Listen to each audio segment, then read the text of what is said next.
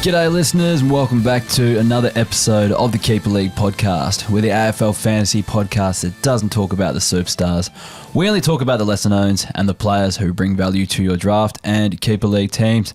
My name's Heff and we've got the OG lineup back in the room tonight. Welcome back to the show, Kaes. How you going, mate? Heff. Good, mate. Yourself? Yeah, not too bad. Now, you've moved on to bigger and better things with your Front Runner Incorrect podcast. What's it like being part of a successful podcast out there? It's smaller and even more niche than the Keeper League is, which is pretty crazy to say. But no, nice little first season of the Front Runner podcast for those interested in South Australian horse racing. Yes.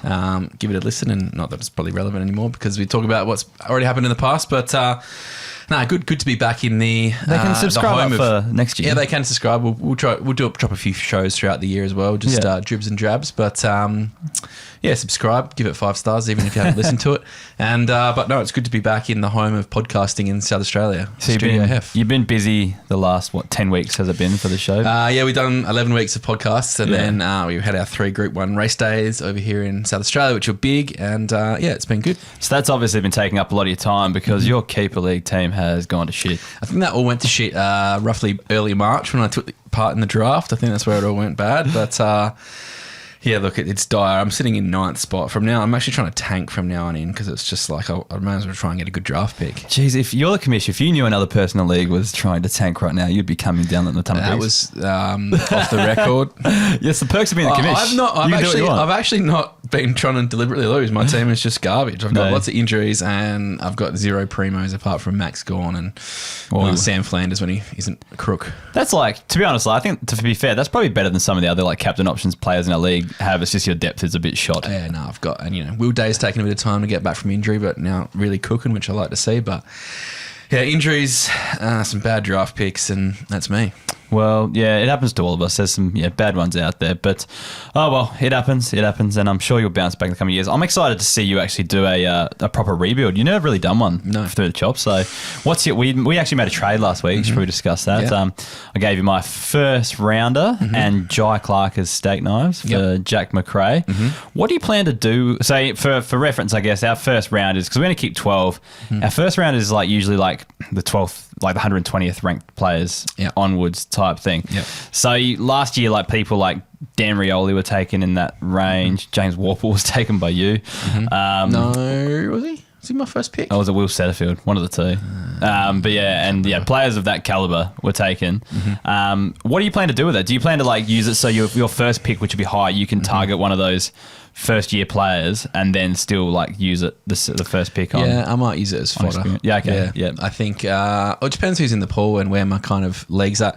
I think what I tried to, I thought I was in a bit of a window, not necessarily a huge like I'm going to win the thing window, but another could be a genuine contender, I suppose. And I kind of just tried to top up with some depth, and that didn't work out well. And what has become glaringly obvious is that I actually don't have any like premium mids anymore. So like I just need to try and find the next 100 pluser. So that's probably where I'm going to focus all my attention. I try, I was so confident that my forward line was so strong, and it has been good, but everywhere else has been rat shit. Kind of like what I did in my bottom out, where I targeted, your Dawsons, Jack Steeles, your Andrew Brayshaws, who are all similar age, coming in. You've got to just be shit for a few years and bring some of those guys through. I've really embraced it. I'm, enjoying watching, guys like Ollie Dempsey just, really get around the club, and, some of the older blokes. Just, from someone who's been in that position, it is kind of exciting. It's a long road back. Like it's no one wants to bloody trade. I'm happy to give up Jeremy McGovern, who's gone great guns, and defenders are a little bit shallow and no one wants him. I'll take him, actually. I need a defender. People should take Jeremy Cameron. The issue is you just want too much for them. You just got to go. Don't. Okay. Well, I just want someone who potentially is like in my 12 keepers for next year. That's all I really want. Is Massimo D'Ambrosio in your 12 keepers? No, he's not. Anyways, we'll get stuck into the show, but first we'll thank our partners in GameDay Squad. Now, Kaes, you play a fair bit of GameDay Squad. You're probably one of the biggest grinders I know. You love the transfer market. You love putting up cards up. You even sign up to like rugby league and stuff, so you have more funds to like to sell them and have more funds to play in GameDay Squad. Yep. I think you're going to be pretty excited by this. GameDay Squad have now introduced multi-comps. Love this. So that means you can play in multiple competitions at the one time. So previously, if you weren't in the Champions competition, you had to play in, what's the other one called? Classic competition. And you could only choose one. You know, you couldn't play in both. Now you can enter 2 at once or 3 at once, at 4 at once. And the reason why I say that, there are 2 new competitions you can actually play in. So there's the starter competition, which is bronze only. Cool. So all those starter packs that you get at the start of the week, which I've left sitting there for months and months, and I've got 100 of them sitting there because they're no use to me. They now come into play because you need a team full of completely bronze cards. And I've actually just pilfered the transfer market of all the good cheap bronze as well. It's always good to have this kind of inside. No, I did it after the competition went live. You are one of the biggest inside traders in this platform. I did it after the competition went live. You can check the records. But also the Challenger competition has been launched as well, which is basically like the champion competition where you can play all your fancy crazy cards and that sort of stuff. But there's a salary cap. So, you can't use them all. And there's a limit on how many special cards you can do. I actually made my Challenger team just before, and I could actually fit my whole squad into my whole champion squad because it's not as good as the rest of the people's. I can fit my whole champion squad into the Challenger squad. So you're in for the chance. Hopefully, it's right on the salary cap. So I'm excited about the bronze league because there's been lots of you get lots of these cards and they're kind of worthless because you need to you need to have silvers or gold to play in the regular league. But now we are game on. I'm excited. 100%. So get around GameDay Squad. If you haven't signed up yet, now's the time because it's an awesome time to start because it's kind of like those 2 competitions are starting anew. So if you're only coming in halfway through the season, you don't have to worry about being so far behind. There's also great prizes. I think you can get all-star cards as well as the weekly prizes for those leagues as well. So they might be pretty handy for people building their squads out there as well. So link in the description. Make sure you click that because then they know you've come from here, which is great for me. But sign up, have a go at these, and go from there. Can I just say one thing before we get into any more stuff? Of course you can. So I was obviously on Facebook looking around, just squizzing around, and you posted from the Keeper League account that Heff has Kaes joining him in the studio tomorrow night. So get your questions in below. Yeah. Right. And I was looking at it and I was like, should I just be cheeky and put a comment in? Anyway, on the options, there's this like AI generated question and respond. It says, how does Kaes contribute to the show is one of the questions. Now, I don't think that's AI. I reckon you've actually done that yourself just to try and bait me. Well, I have no idea. What's it said? Look, this is what it is. You can choose to ask you that question. That can't be real. You've really just tried to do me out. Sorry, I didn't see that. So the options are tell me more at Heff Studio or how does Kaes actually contribute to the show? Yeah. That's amazing. I think genuine stitch up. I think I actually did get a screenshot of that last night that someone sent it to me. But I didn't actually know what it meant. But I'm not on Facebook anymore. Really so a bloody valued guest anymore. I don't really get the meta AI thing, but that's pretty funny if that's the suggested question. Sorry, we'll go back to the GameDay Squad stuff because we got to spin the wheel. You segued too hard. Let's spin the wheel. So we spin the wheel each week for someone to win a GameDay Squad card. You're actually in this case. So I should take you out for this one. Really? But no, I don't know. Have you signed up? Or maybe not. No, just spin it. All right, let's do it. If I win, it'll be even better. Yeah, that would be pretty funny, actually. At that live show. Anyways, spin the wheel. Spin the wheel. Come on. Sloth Kings. Well done to the Sloth Kings. You know the deal by now, Sloth Kings. Get in contact with me, confirm me your email address and your name, and I will send you the pack. Just jump on Facebook, Instagram, Twitter, email, whatever. Take it off Heff's hands. Get in contact with me. Use it himself for one of the new leagues. Don't make me chase you for it. All right. The other thing we need to talk about is the DPPs, which were added in the other day. Let's just read through them and then I'll see if any tickle your fancy there. Travis Boak got added forward. He's probably the most relevant one there. Undrafted in our league. So he's actually probably going to be the number one mid-season draft. Closey will be in there, I guess, as well, and a few others. But he got some nice names in our draft pool for the mid-season. Ben Ainsworth got added mid. Ed Richards got mid. Jace Burgoyne got mid. Callum Archie got forward status. Jack Sinclair got mid. Jack Williams got ruck status. And Hugo Rouse-Smith got mid. Apart from Boak there, do any of those take your fancy? Nah, I suppose all it does is give you a bit more flexibility across these kind of buy rounds if you're playing through, that you can remove some of these people around just to fill a gap if you need be. But nothing really is that exciting, is it? The defenders getting added mid and the forward getting added mid have been a like just a lifesaver for me this year. Like having to move like Archie Perkins into the midfield for, like, because I've had Tom Mitchell, I've had Fiorini who got dropped, I've had Luke Parker on my list, like struggling for mid depth. But like getting these guys that still get your 80s, 70s and 80s most weeks, so you can still check in the midfield. And then I'm bringing on people like Jack Ginnivan and stuff like that who was scoring me 70s and 80s. It's been an actual saver where I wouldn't have even played someone like him in the first place. No, I think actually with the decrease or with actually no utility options anymore, and forced into 7 mids are actually a bit more valuable than they previously were. Yeah, so not a lot there that's really valuable. Yeah, like having been able to put someone like Jack Sinclair in your midfield if you've got enough good defenders, which I find defender depth is probably a bit stronger this year than it has been recently. So it kind of is like helpful for that.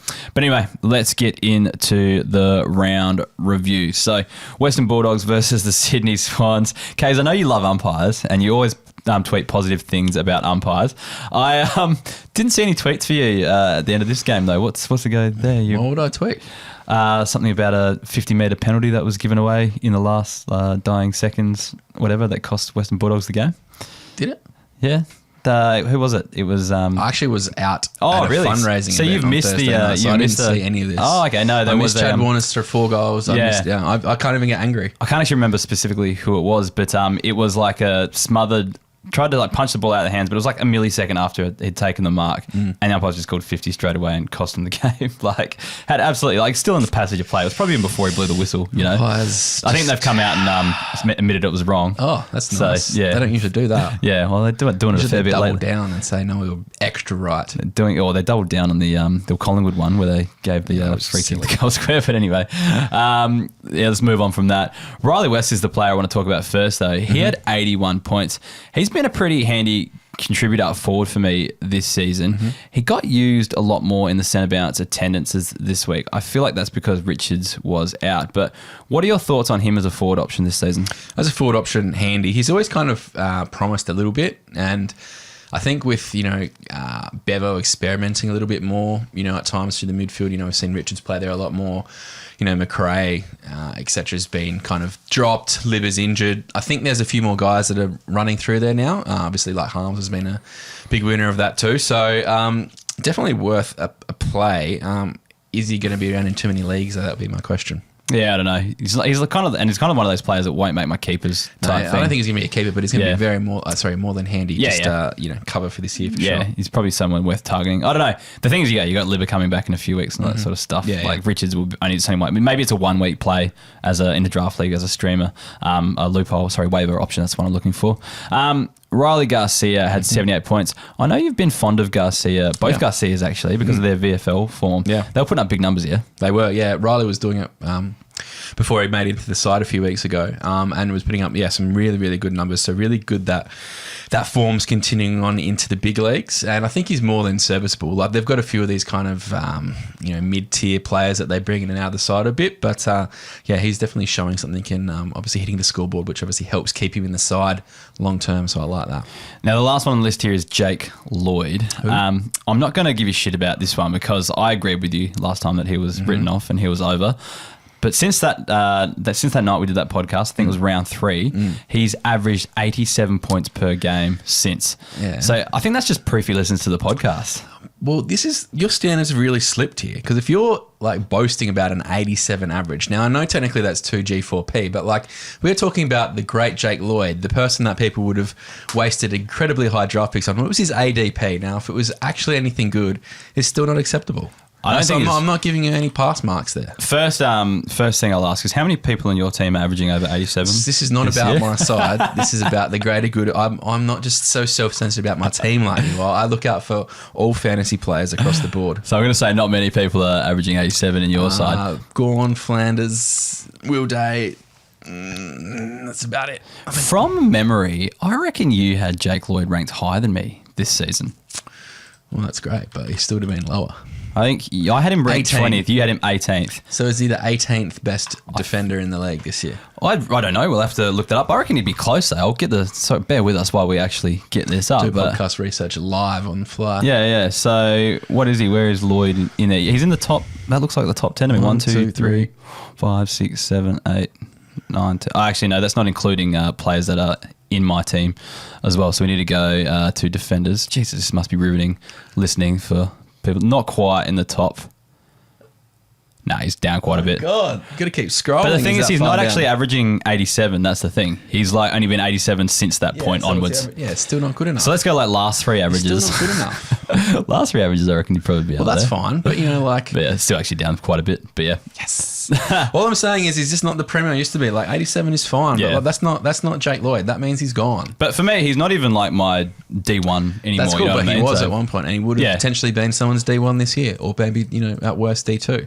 Yeah, true. And that's what I mean. Like, he's not that elite Jake Lloyd anymore, unfortunately. I don't think we ever disagreed with it. It's more so the time you told to sell him, it was like you're And either selling. you would have got him so high. Now you can't give him away for a bag of peanuts. No, because every time you've written him off, he's been like 2 weeks of like 60s and stuff like that, and that's the worst time to sell him. Like you got to sell him. You got to sell him after these big games. Maybe I'll have to get him on. Yeah, I think that's probably the thing. Yeah. But yeah, I'm more than happy with what he's putting out at the moment. I was really upset earlier on in the season, but more than happy the last few weeks. So especially in a contending side, he's perfect for me. Yeah, it's fine. Fremantle versus Collingwood. Heath Chapman had his first good score since returning from injury. He's on that half-back line. What do you feel about that half-back line for Fremantle? Is there scope for him being a consistently good scorer as he works his way back into it? Consistent, no. Like, I think you just got a lot of mouths to feed back there. Young still spends a hell of a lot of time back there. Ryan, Aish can kind of push back deep on the wing. He has been stifled a bit since Chapman's come back. Like, he's not putting up those huge numbers. But I think really since about round 3 or 4, he hasn't really been putting up huge numbers again. But I don't know. Yeah, I'm kind of with you.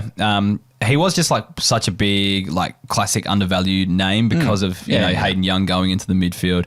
But then I don't think some people did, but like a lot of people didn't expect Clark to go to this level this year. Like maybe thought, 80, 90 type average, not the one kind of 40s he's putting up and things like that. So I kind of agree. It's hard for him to be consistent, but he's probably worth a waiver pickup. Yeah, well, plus if you think about my man Jeremy Sharp, who's having a really good season on the wing, like there's just so many kind of guys who can play that running, half-back wing outside defender role. side.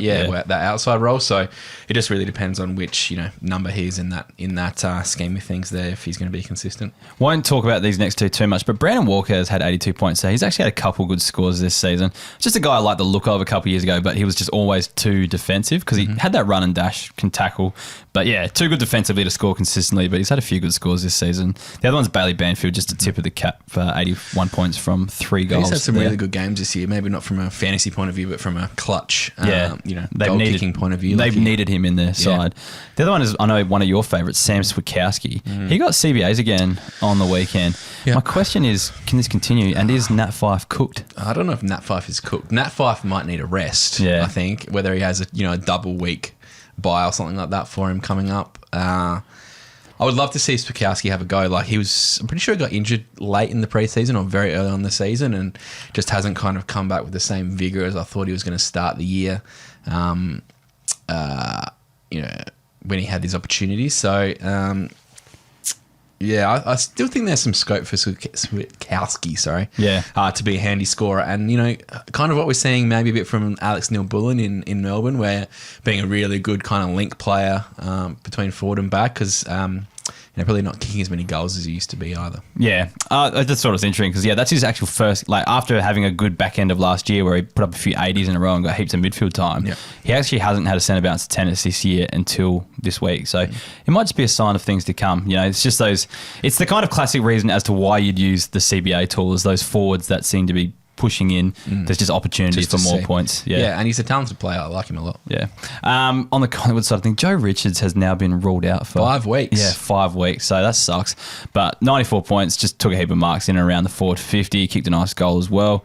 Wasn't sure if he was going to be a fantasy type, and he probably isn't long term with everyone like a fully fit forward line. But he was just looking okay. But that's really disappointing. So I probably wouldn't recommend picking him up now. Well, the thing is, like, where are you going to go with some of these guys? I know you touch on Harvey Harrison next, but like the next iteration of that Collingwood midfield. Yeah. Like some of these guys have to stand up soon in terms of, Pendlebury's going to have to go. Like obviously Mitchell's 50-50 playing each week. Like Crisp isn't getting any younger. There's going to be some scope for like whether it's Richards, Harrison, a couple of these guys to maybe take that next step. So, these are the guys that we're talking about early in the show, like trying to, find these kind of guys who are going to maybe break out in a year or two and be that premium. Like, I don't know if it's these guys just yet, but Collingwood has that midfield where that's definitely a big chance to happen sooner rather than later. The other one you mentioned, Harvey Harrison, 88 points, 3 goals, just a tip of the cap for now. But yeah, there's some signs there for those younger players in the Collingwood side. Move on to the awesome game that was North Melbourne versus Port Adelaide. 10-goal win. Did you win this one? Yeah, 10 goals Did this Ken one. celebrate? Yeah, we actually... Oh, no. Funnily enough, do you notice how you guys didn't celebrate after just getting over Richmond? We're second. We're pretty used to winning. Yeah, obviously. And then Adam Kingsley doesn't really make much of winning against Geelong at the Cattery. You got Ken Hinkley dancing around like an idiot when it happens. So yeah, that's a sign. That gives me great confidence in his belief in this. You buried the hatchet with Ken yet? No, definitely not. No. How's you and Treaders going? Any inside scoops from the? No, but I listened to Treaders on the radio the other night, but yeah, nothing inside. No but sneaking into he did the have DMs. something to say about Ken Hinkley the other night. But actually, no, he said he's backing Ken Hinkley for now, so maybe I've lost him. Bit of Kool-Aid being handed down. Mate, I think you were right. Darcy Tucker is the first one, and probably the most he's my number one waiver pickup for the week. I've already made my video for the TikToks this week You on love this the one. TikToks. Oh, I'm smashing the TikToks at the moment. 132 points he scored though, but I did not see this coming. But he was playing in defence essentially in Colby McKerch's role, just deep all day. Took a heap of marks. Of course, my opponent had him as well, and I thought it was going to cost me the game. But my boy Geordie Dawson just saluted in the final game and got me over the line. Thoughts on Darcy Tucker's role long term, factoring in that McKerch's TBC, but also we're now in bye rounds. Is he worth picking up to not use him? What do you think? I don't know. I'm a bit off all these North Melbourne so-and-so players like Isaac Fishers, and they might have one good week and then they come back to reality. I don't know. If you got a waiver wire to burn, go for it, and you got to try some things during these bye rounds, especially if you're playing. Yeah. So give it a go. I suppose it's really the risk reward of who you have to offload from your side to bring in someone who may just be a fleeting good player for a week or two. I'm not sure. Yeah, I think as soon as McKercher comes back, he's done. It's just we don't actually know how long McKercher's out for. If it's a foot bone stress fracture, I don't know what they are these days. They seem to be no risk type injuries. Yeah. Like they don't, even if they could come back, they don't bother if you're bottom of the ladder and you're not risking one of your best stars. You're not going to cook a kid when you're probably going to have a winless season anyway. It could be good for Tucker and Zach Fisher as well, but he's already kind of doing his thing now that McKercher's out. The Warlord, George Wardlaw, can't even pronounce that. 82 points. Haven't spoke about him too much this year. Has he been disappointing for you, or has he been what you expected? He's probably where he's at. Second year, I think that's fine. He's not a outside run and dash player who's going to get a bit of cheap, easy ball. He likes to go to work for it. Yeah. Like Benning Cunnington kind of 2.0. So I think you got to give him a bit of time to just develop into that body and become that inside bull that he's probably naturally going to be. There was a lot of hype about him earlier on in the season, and I'm kind of with you. I saw him as a very inside player, and there's quite a few out there that don't. They do that inside work really well, like someone like a James Warple or like an Ollie Wines or something like that. They do that inside work really, really well, but they just don't add the fantasy scores because they don't get enough outside pill. Maybe that is something he can build into his game, but I think a lot of people are expecting too much of Wardlaw in his second year of football, especially when the first one was so injury interrupted. Yeah, totally. As well. I think he's going to be one of those third-year breakouts for sure. Yeah. And Travis Boak, 115 points. We were telling people to get on for 3 weeks now. He was on the wing, less forward this round, but Connor Rosie pushed forward and then Bergman was in the back lines. But the reason why I was saying this is I didn't actually realise that DPP was this week because I was a bit worried that it might stifle his forward numbers, but it was this week and he got it anyway. So it doesn't really matter now. Travis Boak's got his forward status and he's scoring okay.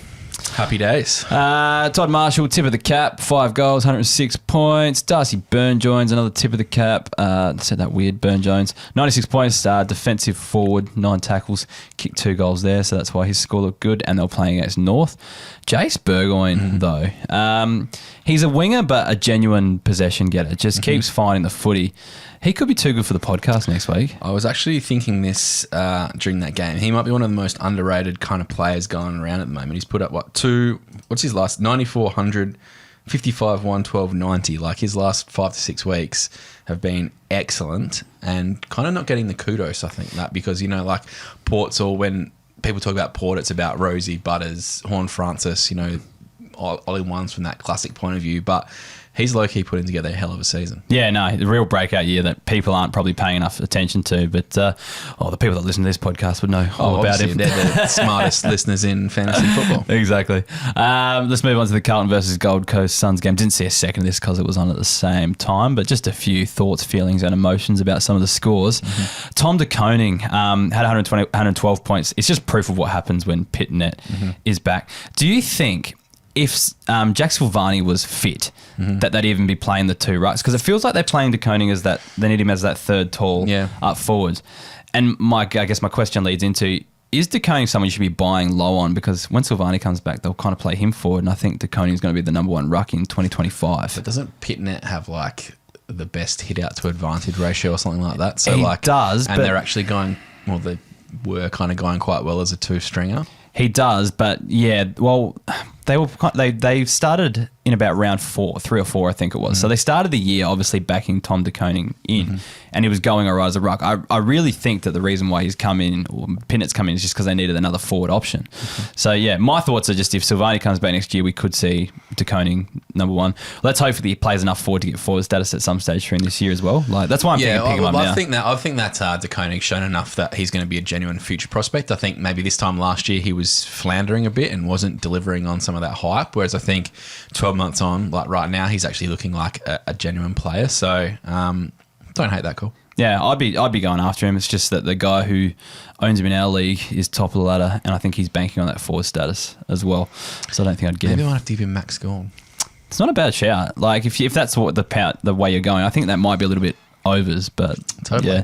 But you've got to choke and wooden spoon it somehow. Yeah, you might be able to get something else back with it. Dogs. Maybe a draft pick too. Yeah. I don't know. Not the worst option. He does have Sean Darcy. Dan, though. if you're listening. Yeah. Brody Kemp, 94 points. I'm a broken record, but I love this guy. Just pops up every second or third week with a good score. I think with what's that? Key defender Wiedering out, he kind of just like he's a big contested marker player as well, so he'd be like encouraged to fly and take those contested marks as well. So I think he'll rack up a few of them over the next few weeks. Great, just his low scores aren't that low. Like he's really a good floor this year, and I swear, just go through every second week seems to be an 80 or 90. He's been really good. And Mitch McGovern had 93 points. The reason why I highlight this is just because he had 20 disposals, but 18 of those were by foot. So even though he is a taller, he doesn't really play like a key, but he's got a decent disposal on him that he does use the ball, kind of like his brother, I guess. They use the footy by foot a lot, and they can take a heap of marks too. He got 9 in this game, so and he takes kickouts every now and then. That's true. Yep, that too. So he's another one to look at. Lockie Cowan is on the list too because 91 points, but he was just one of my favourites from his draft class, and I think it's just great to see him get a run off the halfback. Yes, it's probably at the expense of a few injuries this season, but it's nonetheless it's still good to see Zach him. Williams is a forward now, so yeah, well that too. But I'm thinking more like Doc and then true. Sard is Sard back or was he still out? I can't remember. Didn't see this game, but yeah, there's been a few this season that have led to him playing. Just good to see him put up scores. Oliver the Hollands boys in general, both of them. So I've got them both here. You own Oliver? I own Elijah. Sorry. So 86 points for Hollands, but I didn't think he'd be a scorer, but I'm starting to change my thoughts about Oliver. Like I thought he was just going to be pure outside type, but he's actually got a few centre bounce tendencies throughout the year, and he looks like he does probably have a bit of an inside game at times. So I'm starting to warm to Oliver Hollands, and I've got Elijah Hollands here, 79 points.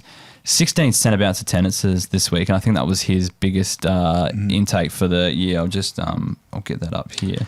I think it's kind of easy to forget. 53%. He was a really high draft pick to Gold Coast off the back of doing his knee, and did his knee again, I think. So missed a whole heap of footy when he was young. That was probably around COVID time.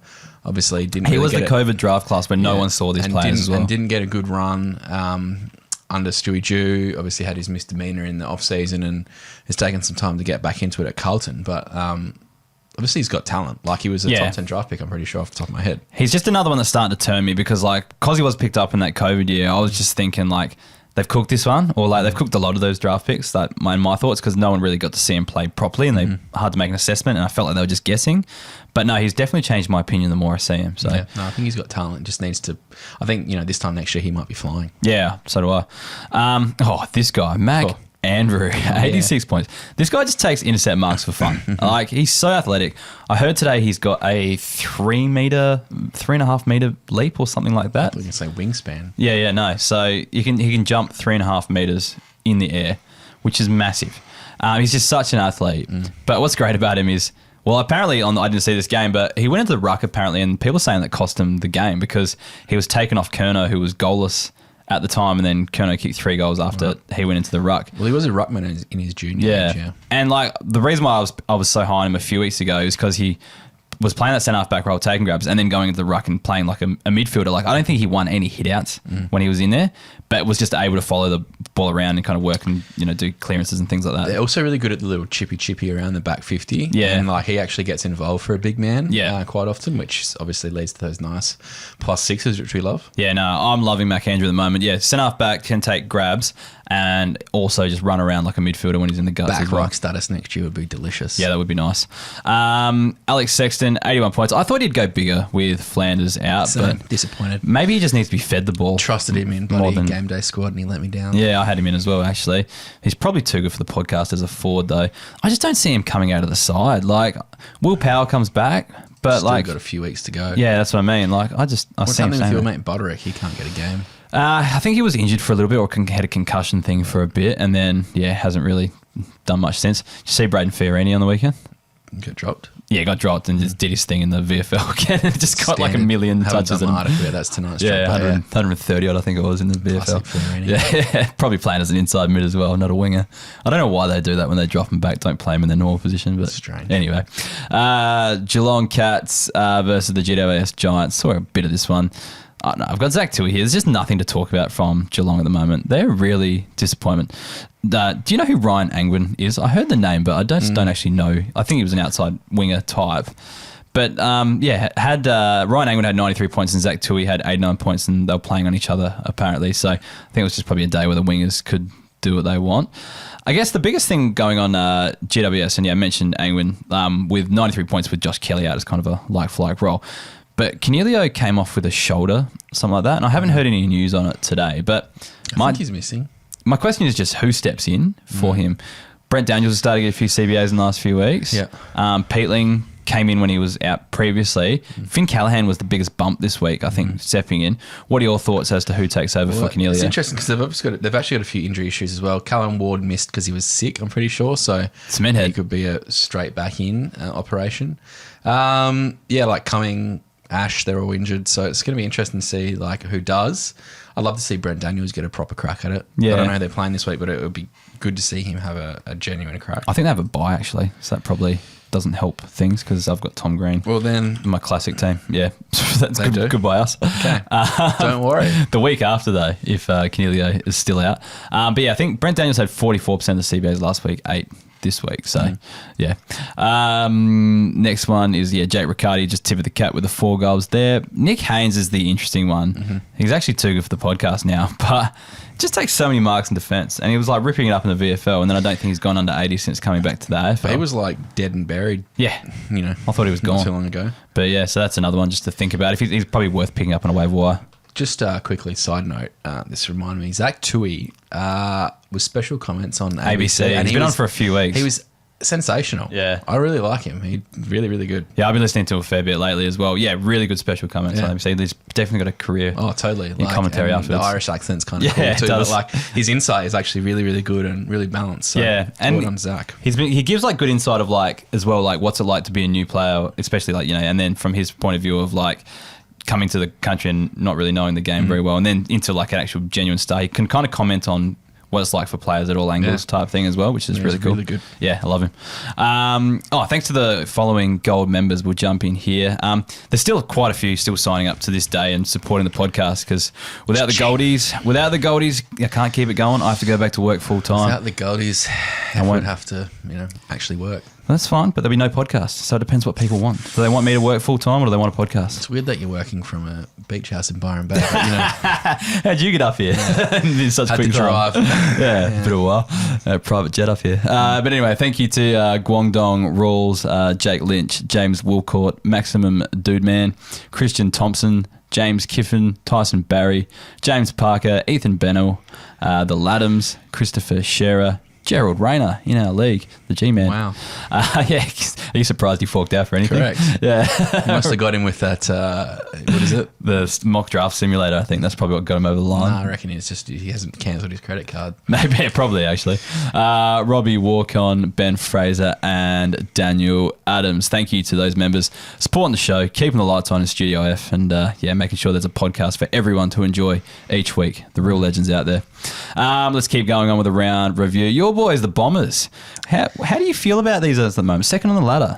So it's funny you asked that. This morning, my daughter woke up at 4 o'clock and was forced to just kind of sit around, do not much. And I thought, actually, I'm going to do the ladder predictor. And I have us finishing 10th. 10th. Now, this is actually quite funny because last year around this time, you told me the Bombers wouldn't lose a game for the rest of the season. And I think there was a bit of facetious in that, but like you were like, we had Port coming up, and we only beat you by like a kick after siren. Like, we'll beat Port, we'll beat this team, and I think there was a bit of facetious, but you still had yourselves finishing top 8 last year when you probably weren't going as well. And now what's changed in your attitude this year? So you figured out you've got to win 13 games to make the 8 this year. Yeah, and we've got a pretty tough run home. I think the only kind of easy beat is West Coast. Yeah, and then we've kind of got like Crows, Saints. You beat Gold the Saints, Coast, you beat the Crows, you beat Gold Coast. Fremantle, they're the kind of like 4, you might be Freo. Or like Carlton. There's a lot of 50-50 games. Yeah. So I think we might only win 4 when we need to win 5 coming home. Oh, I haven't. So this is the very but much pessimist in me. I think I've got Port finishing 7th, I reckon. Yeah, I was going to say, we got a pretty tough only run like home. in my way, there's only like a game between 2nd and 3rd and 8th kind of thing. It's pretty tight. Do you have your ladder predictor still on your computer? You don't need it now. I've got it right here. Had a bit of an idea, but yeah. Okay. No, we'll do it after the show. Right. But anyway, all right. So let's list out some players from this game. So, have you written "Don't play any Essendon players"? No. Was that me? You've written that. I don't know. Maybe I have no idea what I meant by that. But anyway, Kane McAuliffe had 65 points. Hoping he gets more opportunity in the future because there's just like so many injuries and things like that. Yep. But here are the 10 CBAs, but they're kind of forced into playing him. Yeah, I think that's fine. Like, I think they've got it. They've got to rebuild completely. Like they're shot. So you may as well try something. Give Sonsi, give McAuliffe chances. Don't give Thompson Dow many chances because I don't think he's that good. But experiment stuff. Yeah. He's got nothing to lose. Yeah, 100%. Especially Hopper and Taranto are injured. Yeah, and I think Taranto's back pretty soon. But like Kane McAuliffe is that kind of inside body that they need to develop as well. So as long as the other ones can like stay fit, which isn't probably going to happen. So they're probably going to need him a bit more. But yeah, big fan. On to the Bombers players though. Nick Hind had 110 points. Halfback, but push forward, and then he kicked 2 goals. Just the tip of the cap. You don't think there's anything there? No. I think he's actually just like a super sub. That's his role because he runs and dashes, and he could play a full game, could play a quarter. He's at that age where he doesn't really matter what he's doing. I just don't think there's safety in picking him due to his sub ability. I just don't get what's happened to make, because he's had back-to-back good scores, but I just don't know like what's happened to make him score this well. Like Heppel, has he gone up to the wing to replace Dersma? Like what's helps when you kick goals. Yeah, 2 goals does help, but still that would have been still a 90+ score again. He's just like he's turning himself into a really good utility. Like he can play forward, can play back. Yeah, which a lot of people don't necessarily have that skill set. Yeah, and he's got that mature body. Or to be late 20s now, so I think he's just like a handy sub. Like I think that's his role. Yeah, okay. Yeah, no, I wasn't sure. Just like he's looked impressive last 2 weeks, and then like, yeah, would you take Dersma back into the side over him? And that sort of I'd stuff? definitely take Dersma back into the side. I think he provides a bit more, especially like overhead. Yeah. And probably better ball use maybe. Like Hind is a very good kick, but probably more from that. More of a run and dash breaker there. Yeah, as opposed to hitting pinpointing. Someone. Yeah, so I think Hind is in the best 23. I don't know if he's necessarily in the best 22. Yeah, okay. Interesting. Sam Durham, though. How many shares do you have in Sam Durham? And are they going to the moon? I don't know if I own him. I have one. I got him in one league. It's more of like a man crush, man love thing as opposed to like he's a fantasy I meant just more so, how much do you rate this guy? Oh, yeah. I was hoping that the Carlton draft would have a T-shirt of him, but I don't think they do. Oh, you should put that through. They've got to come up with a dozer. They could do something with Durries. Yeah, totally. Otherwise I was thinking of making a shirt of my own. Yeah. For next time I come on. messaged them. They've been, I've been in contact with them once before about something. I've got an avenue. The one I don't know why there's no Ben Kaes one. Like, surely the Keys. Yeah, like, that's it. You know, like, doesn't make sense. Yeah, that so, is. Maybe it's because too Victorian centric, but that doesn't make sense for Durham, though. Oh, Durham would be sick. Yeah. So I'll get onto him. But yeah. And I would buy lots, and so would Dossie. So, do you think there'll be a like a time where he's too good for the podcast? Because the fantasy scoring is so up and down with him because he's so inside. Yeah, I don't know. It's going to be interesting to see what happens, even where he plays when Setterfield comes back. If Setterfield comes back, we've still got to fit Parrish in there, Setterfield in there, who's been pretty good this year. You know, like Durham's been playing that inside, so has Dry Caldwell, who's been pretty impressive since he stepped back in there. So we've finally got a few inside players, which we've lacked for a bit. So I suppose the beauty with Durham is he could slot back onto a wing and be pretty handy there too. But I love what he offers in the midfield, just a pure hunk of man. Well, speaking of wingers, you've got Dyson Heppel in your side, 83 points. He's turning back the clock a bit this year. Yeah, 18 handballs in those 20 disposals as well, so it could have been big. What are your thoughts on him as a buy low for a contender? Would you do it? I have in one of my leagues. Yeah. I traded out, unfortunately, the week before Ridley came back and went bang, but I traded out Ridley for Heppel and Dusty. Okay. So I I've lost a potentially 130 average player. You won't. No, but I picked up kind of 2 80-85ers in 2 tough lines. So I think he's worth a play because he's just playing a really pretty friendly role. Yeah. Like he's not, he's not bumping out 50s and 60s like he was a couple of years ago. Like he's 80 and you're going to get that each week, and there's some safety in that when you're contending. I wonder who's got him in our league. Might make a play. Elijah Sardis, 61 points. He missed the first quarter because he only came on through Cox's injury. So basically 2 of your best wingers are out injured at the moment. Do you think that this paves the way for Sardis to get a few games consistently? It'd be nice to. I still don't think his body's quite ready. He's still quite small, so that's where I think Cox have actually said it's fine. Like he just had a niggle, so that's good. Hopefully Dersman's not too far away, but yeah, I'd love to see Sardis get a bit more of a go at it. But I think more realistically, depending on who comes back in that midfield mix, whether it's a Durham who goes back onto a wing because he's got that side of his game too. I don't think they're going to push Durham outside of the middle. They would have done it by now, I feel. When Setterfield comes back, it will be the big test, I think. Do they even play Setterfield though? Setterfield was really good to start this year. Yeah, I know. Good. And he's that bigger, so like he's a bigger dude than Durham is too. Yeah, he's taller. Yeah, but I don't know. Durham's tough as. I don't know. Durham would fucking. I think Sardis though, he's got the talent. He sometimes just looks a little bit panicky when he's got the ball. I think it just comes down to body. Like he's still a lean dude. I think another pre-season in the gym and he'll be ready to go next year. You reckon he could be like a Will Day type once he kind of fills out a bit more and stuff Will like Day, that? Are we talking about them next? He looks fucking good at the moment. He's too good for the podcast, I know, mate. but way too good. Man, he's come back. I only say that just because the winger who needed to fill out, and once he did, turn into a midfield. Yeah, gun. Even like Jordan Dawson was never a beast when he kind of started out too, and he was kind of that half leanish half back, and then found his way in the midfield. And I think don't get me started. I don't think Sardis is going to do that. Don't get me started on Jordan Dawson. Every time that guy takes one of those big overhead marks, surely. Anyway, Hawthorn versus Brisbane. Massimo, 98 points. The reason why I actually am kind of excited, which he's put up some good scores in the past, but he went back to defence this week when they tried Juth up on the wing, and they got a win. So he's always been so much better. Well, this season he's been better when he's been playing off that half back line. So just a flag that hopefully he can maintain that for the next few weeks. But yeah, on the wing, he's pretty gross. On the half back line's a different story though. Jack Ginnivan, 83 points. He's averaging 68 this season. So it's been very good. He's getting close to that 70 average. And 70s are handy from any forward this season. So if he's available on a waiver wire or whatever, he's probably one just you can pick up and rely on he's got a low floor as well. Like it's usually around 50, 60 type thing. I love the pick because he seems to be getting a lot more involved. He's working further than at Hawthorn as he was for the Pies. Yeah. And Kyle Lohmann, 98 points. Are we getting excited about this guy? Because he's played Richmond and then he's played Hawthorn. Even though they lost to Hawthorn, still not like the greatest matchup.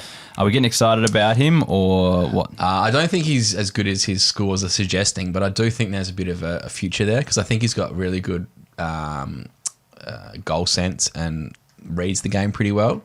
And he seems to get himself in the right spots. Like some of the places that he takes a mark inside forward 50, like they're in genuine dangerous positions. So he's putting himself in the right spot. So I think that's a big tick. But yeah, I don't know if we can trust the the goal scoring that he's doing at the moment either. Yeah. You did say that, but like they lost to Hawthorn, so like it's. I don't know. It's interesting. I think he's one to follow. For me, he's just the swagger about him. Kind of like, I don't know, like these swagger type players. Like, I would have said the same thing about like Jack Ginnivan. Like, what like in fantasy, they're never going to be that big. They're more like the flashy kind of quality over quantity type thing. But I don't know. There's something to him. If he can kick bulk goals, it's just that with Brisbane going backwards, I think there's a bit more to him than Ginnivan. Yeah, but maybe not necessarily much. Yeah. Moving on to the Melbourne versus St Kilda game. So Tomlinson came in for Lever and he had 88 points. Had a huge first quarter. I think it was like 60 odd points in the first quarter, something like that. 50 plus at least. But he hasn't played since round one. So he's it's probably banging just out some huge scores in the VFL. Just taking marks. Yep. Yeah. So tip of the cap for now, but just watch, see what happens there. Because like both those key defenders, like Lever and May, have been pretty awesome this year as well. So up on the weekend. Yeah, for sure. take a lot of grabs, and then they kick to each other a lot too. Alex Neil-Bullen is another interesting one. So 88 points. He's just getting a lot of midfield time at the moment. So had 11 CBAs on the weekend, and I think he over the last 3 weeks we've seen like Salem go in there, then Salem go out, and Sparrow go in there and Sparrow. Then like each one of those just doesn't get a centre bounce attendance the following week, whereas Neil Bullen's been like 30% over the last. I think it's been 40% over the last 3 or something like that. So yeah, I'm just liking that consistency in the midfield a little bit more, and their midfield hasn't been popping too much. Like Petrarca's just getting covered each week. Oliver's kind of just showing the effects of not having a preseason. Really, Viney's probably been the best one. Well, in terms of fantasy anyway, best fantasy out of the three of them. Yep. They need someone else to go in there, and it looks like Neil Bullen is the more consistently the guy at the moment. What are your thoughts? Is this on the target? No, I do. I think so, and I think he's a guy that's never going to lose that forward status too. Yeah. So like, in a weird way, is he almost kind of like a Toby Green-ish? When like last year, like we'll always have a few CBAs. We'll always kind of push forward, likely kick a goal each game. Can link, can play midfield. He's a bit more. A few strings to his bow, which is why I quite like him. If you own Toby Green, would you offer him up for Neil Bullen, knowing that he's got more of a midfield role than Green does at the moment? Green's stinking this year. Just say not keeper, like you just want to win the flag this year, the best possible option. Who would you take out of those two? The issue is I think that Green's just kind of got that X factor that's going to win your flag. Sometimes just that name on your team sheet just tips you over the line. It scares other coaches off. Yeah, I know what you mean, but they're getting pretty close in terms of the way they play and the way they score when they're at their best as well. So yeah. Plus the age difference would be a win for you if you did end up with Neil Bullen. I don't think Neil Bullen will regress either. I think Green may have peaked, which is the issue. Yeah, so, interesting. The other one's Paddy Dow. What are your thoughts about Paddy Dow? Any interest here, Kaes? A huge pass. Well, 81 points, 21 disposals. A few players in the twos lurking around though, is that right? Well, Brad Crouch has pumped out his second ton, so you'd assume he'd be back, and they got a bye this week probably. But no, they were the last bye, so they could be back this week. I think Brad Crouch has to come back in. Who else played? Hunter Clark played on the weekend. Yeah. Zach Jones. Yeah, they just got a heap of guys around there. I think as soon as Crouch comes back in, he's kind of out. What's your thoughts on Hunter Clark though? Do you reckon he was one of the players that Bevo just said? But that's Bevo. That's Freudian slip. That Ross the boss just didn't like. Do you think potentially because he just got dropped after having like big games last year and stuff like that? He's always had injury issues, which has always kind of slowed him down too. But you remember last year he'd like score 100 in the midfield and then got dropped the next week, that sort of stuff. So some weird things going on. Like Tim Embry kicked 6 on the weekend. Mateus Filippo is just rotting away. Yeah, he's going to come back to SA apparently. But it's crazy what's going on at St Kilda. Move on to the last game of the round where I watched my boy Jordan Dawson just go to town and destroy my opponent Pogs. I thought you were going to say Ben Keane. I don't think he gets a mention this week. What? He'd be 2 GVP anyway. No, I think it's just one of those guys that like you just expect to pop up every few weeks. It's just like you're forever mentioning him. But in this game, both wingers went mental. So 124 points to Shoal and then 98 points to Chase Jones. So maybe just monitor wings against West Coast over the next few weeks and just see if they're a streamable option in those games because they're playing on, what's the winger? Jaden Hunt and... Is it Hunt? Yeah, and the other one, I can't remember who's on the other wing. But, just see what happens on those matchups. Mark Keane had 95 points. He did this for like a few months ago where he had like back-to-back 90s and everyone was telling us we had to get on board and people trading him in Classic and all that sort of stuff. went back to 40s and 50s. So just don't get excited about Mark Keane. He's an untrustworthy centre-half back. Really underrated player in real football, though. Like, been a great He's pickup. not underrated. Like, He would have wanted to throw $600,000 to get him back. Oh, really? Yeah. Oh, geez, maybe not Which then. doesn't make sense to But me. yeah, got you cut him in the first place. Yeah, a great rookie pickup from the Crows. Darcy Fogarty, 92 points. I think scoring-wise, he's too good for the No, podcast. he's not. I own him. He's trash. Hasn't he had 3 in a row big scores? He had a big game in the showdown. He did not have 3 in a row good scores. Oh, there must have been one in there I've missed. So I'm just off the top of my head. I know he went big in the showdown last week. 92, 54 last week. 54 last week. 92, Ah, 65, yeah. 62, 19, 51, 39. You don't know what you get. First half of the season was shit, but isn't 3 of the last 4 have been like 80 plus, haven't they? He's kicked a lot of goals the last few weeks. Yeah, yeah. I'm just saying, fielded him. I probably would have won me the game, actually. is he back? Like, can we trust him more now? Is he taking the load off Tex a bit more, scoring a few more goals? Well, they play Hawthorn this week, which is probably a great matchup for him. Yeah. And then Richmond. So there's 2 juicy matchups coming. I've got him in my Shiva team, and I fielded him this week, and I'll probably keep streaming him over the next few weeks. So, yeah, no, I'm pretty happy with him at the moment. Just might be a cheap pickup if you Actually, need forward really option. good. Yeah, really good waiver play. Yeah. And then, did you see him break Liam Ryan's ankles as well? No. Did like a little sidestep, and it was crazy. It's for a big man to do it. And then the only thing is Harley Reid. Like, there's so much hype about this guy. Only scored 50 points. He's a jet, but he can't fantasy yet. I think he's going to be massive in fantasy. Not in that side. Yeah, well, maybe not. But I think just once he starts just picking up the volume of what he's doing now, and like he's going to be the player that just want to get the ball in his hands. Like a lot of people pre-season saying you should pick up McKercher because Reed's not going to be, that going to be good. I think he's going to be equally as good going forward. But he's just not a fantasy player yet. He's just not putting out the scores. Do you think he's gettable in fantasy? Like trades in keep leagues? You think an owner would be like, like, I reckon. If the owner doesn't watch a lot of footy and just looks at scores, maybe. But if you're watching footy, you can just see this kid something special. So, yeah, it depends on who owns him. I think in our league, he's a Crow supporter, so probably doesn't watch him any other teams. So, yeah. Thank you to the other gold members, Lee Whiting, Bonzalo, Pig One. Hope I said that correctly. Michael Adams, Paul Kelly. Singer-songwriter. Tim Manning, Ben Askey, Joe D. That's Joe Danaher, obviously. Marcus Bray, Kyle Petty, Daniel Della Primavera, Joshua Cobb Diamond, a few hyphenated names there, Hayden Parker, Daniel O'Brien, Ian Camus, and Richie Michaels. Thank you to those supporters of the podcast. Let's finish it off with the listener questions. We've kind of already talked about this. Bears Bowl, what do we see the market value of Lloyd being at the moment for both contending and rebuilding teams? Or are we just better off riding him out? So, rebuilding team, you'd try to get rid of him, wouldn't you? Totally. Trying to ride this high of scoring. For a contending team, though, I reckon you ride it out as well. Oh, I think you've got to, because he, as much as I pretend I don't like him, his ceiling is huge. But there's nothing stopping him going 120, 130 when it matters towards the back end of the season. He's 31 end of this year.